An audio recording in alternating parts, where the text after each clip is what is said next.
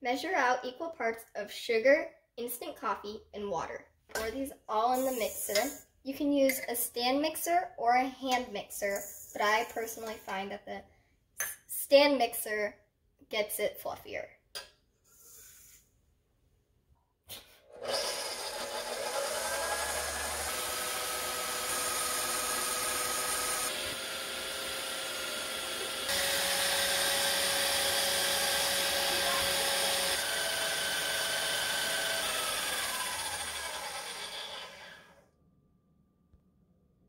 You know it's done whenever it turns light brown and it can form slight peaks. In the actual recipe, it doesn't say to add vanilla to your milk, but I like to because it makes it less strong.